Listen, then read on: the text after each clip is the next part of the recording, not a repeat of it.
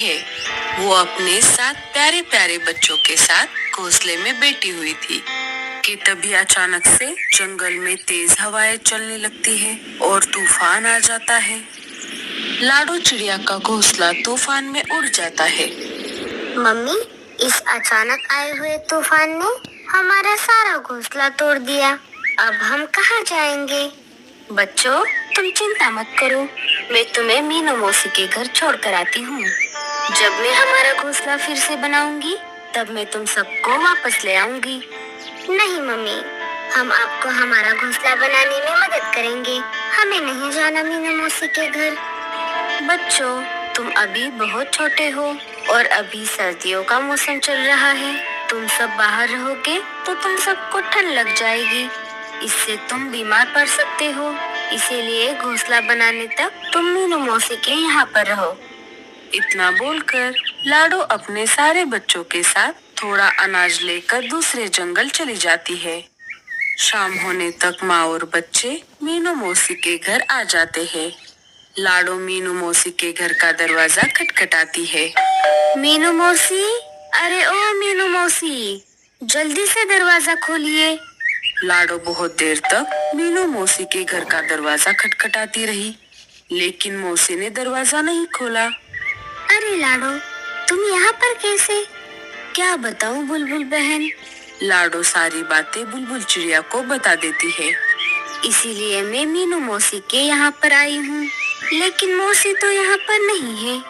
वो 2 दिन पहले अपनी बेटी से मिलने के लिए जंगल से बाहर गई है। चलो लाडो, अब मैं चलती हूँ, मुझे अनाज लाने के लिए बाहर जाना है। ठीक है बुलबुल। बुलबुल चिड़िया वहाँ से चली जाती है। लाडो अब बहुत परेशान हो जाती है। पता नहीं अब मीनू मौसी वापस कब आएंगी। अब बच्चों को लेकर मैं किसके घर जाऊं? इस पूरे जंगल में एक मीनू मौसी ही थी, जिनके घर मैं बच्चों को कुछ दिनों के लिए वहाँ पर छोड़ सकती थी। बुलबुल चिड़िया का घोंसला भी बहुत छोटा है। अब तो थोड़ी देर में रात भी होने वाली है। तभी अचानक जोरदार बारिश शुरू हो जाती है। लाडो और बच्चे जल्दी से वहाँ से उड़कर एक अनजान पक्षी के घर के पास आ जाते हैं। लाडो घर का दरवाजा खटखटाती है। आप सब कौन हो और यहाँ पर क्या कर रहे हो? क्यों मेरे घर का दरवाजा खटखटाया? भैया जी, मेरा नाम लाडो है और ये है मेरे बच्चे। मैं पास वाले सुंदरवन जंगल से आई हूँ। मैं यहाँ पर मीनू मौसी के घर आई थी, लेकिन वो तो घर पर नहीं है और अचानक से ये जोरदार बारिश भी शुरू हो गई है। क्या आप थोड़ी देर के लिए बारिश रुकने तक आपके घर में हमें पनाह दे सकते हो? मैं बारिश रुकते ही मेरे बच्चों को लेकर यहाँ से चली जाऊंगी। रुको चिड़िया, तुम्हें घर के अंदर लेने से पहले मैं अपनी पत्नी गोरी से पूछ लेता हूँ। कालू जी, इतनी तेज बारिश में कौन आ गया है बाहर? बाहर मीनू मौसी की कोई रिश्तेदार आई है। मीनू मौसी तो घर पर नहीं है, इसीलिए बारिश बंद होने तक हमारे घर में पनाह मांग रही है। उसके साथ बच्चे भी है। अरे नहीं नहीं कालू जी, मैं नहीं दे सकती हमारे घर में आसरा। जाओ, आप उस चिड़िया को मना कर दो। अरे गोरी, उसके पास एक पोटली भी है, लगता है उसमें अनाज है। तुम एक बार जाकर उससे बात तो कर लो। क्या क्या कहा? पोटली? रुकिए, मैं अभी जाती हूँ। सुन रही चिड़िया, मैं अपने घर में किसी को भी फ्री में रहने नहीं देती। तुम्हें बदले में मुझे कुछ तो देना होगा, तभी मैं तुम्हें घर के अंदर आने दूंगी। मेरी इस पोटली में अनाज है, आप इसमें से थोड़ा ले लो, लेकिन हमें आपके घर में थोड़ी सी जगह दे दो। ठीक है, तुम सब घर में आ सकते हो और अंदर आते समय अपने पैर पोंछ कर आना। मुझे मेरा घर गंदा और गीला नहीं करना। तुम सब इस घोंसले में रहना और तुम्हारी पोटली से आधा अनाज मुझे किराए के तौर पर दे देना। लाडो आधा अनाज गोरी कौवी को दे देती है। गोरी वो अनाज लेकर अपने घर में वापस आ जाती है। कालू जी, आज तो मजा ही आ गया। अच्छा हुआ ये चिड़िया हमारे पास आसरा मांगने के लिए आ गए। हमें तो बैठे बिठाए फ्री में अनाज मिल गया। गोरी, मैंने अदरक वाली चाय बनाई है। जाओ, ये चाय उन सबको देकर आओ। बेचारे बारिश में भीग कर आए हैं। बड़े आ गए चाय देने वाले। वो सब क्या तुम्हारे रिश्तेदार है जो हम उनकी मेहमान नवाजी करें? अब चुपचाप सो जाओ। ये सारी चाय मैं पी लेती हूँ। आए बड़े फ्री में चाय पिलाने वाले। इधर लाडो चिड़िया को नींद नहीं आ रही थी। सारे बच्चे सो गए थे। ये गोरी कौवी तो बहुत चालाक है। बस अब जल्दी से बारिश रुक जाए। मैं सुबह होते ही अपने जंगल वापस चली जाती हूँ। सुबह हो जाती है। लाडो घर के दरवाजे पर आकर देखती है। अरे बाप रे, ये बारिश तो बंद होने का नाम ही नहीं ले रही। अब मैं अपने जंगल कैसे जाऊंगी? लाडो चिड़िया परेशान हो जाती है। तभी वहाँ पर गोरी कौवी आ जाती है। सुन रे चिड़िया, बारिश आज भी हो रही है। अगर तुझे आज भी घर के अंदर रहना है तो बाकी का अनाज भी मुझे दे दे। लेकिन बहन जी, मैं तो पहले ही आपको आधा अनाज दे चुकी हूँ। अगर ये बचा हुआ अनाज भी मैं आपको दे दूंगी तो मैं और मेरे बच्चे क्या खाएंगे?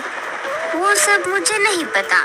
अगर तुझे इस घर में रहना है तो बाकी का अनाज भी मुझे देना ही होगा, वरना मेरे घर से अभी चले जा। लेकिन इतनी तेज बारिश में हम कहाँ पर जाएंगे? हम पर कुछ दया करो। अरे तू तो मेरे पीछे ही पड़ गई। या तू तो मुझे अनाज दे दे, वरना मेरे घर से अभी के अभी निकल जा। लाडो चिड़िया मजबूर थी और इसी मजबूरी का फायदा गोरी कौवी ने उठाया। लाडो ने बचा हुआ सारा अनाज गोरी कौवी को दे दिया। पता नहीं ये बारिश कब रुकेगी।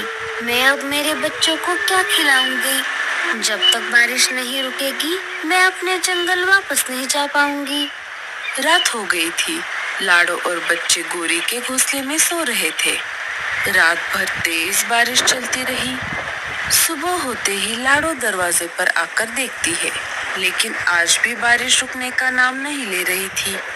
तभी गोरी कौवी लाडो के सारे बच्चों को दरवाजे पर लेकर आती है। तुम्हारे पास मुझे देने के लिए अब कुछ भी नहीं है, इसीलिए तुम तुम्हारे बच्चों को लेकर यहाँ से चली जाओ। आपने हमारा सारा अनाज तो ले लिया।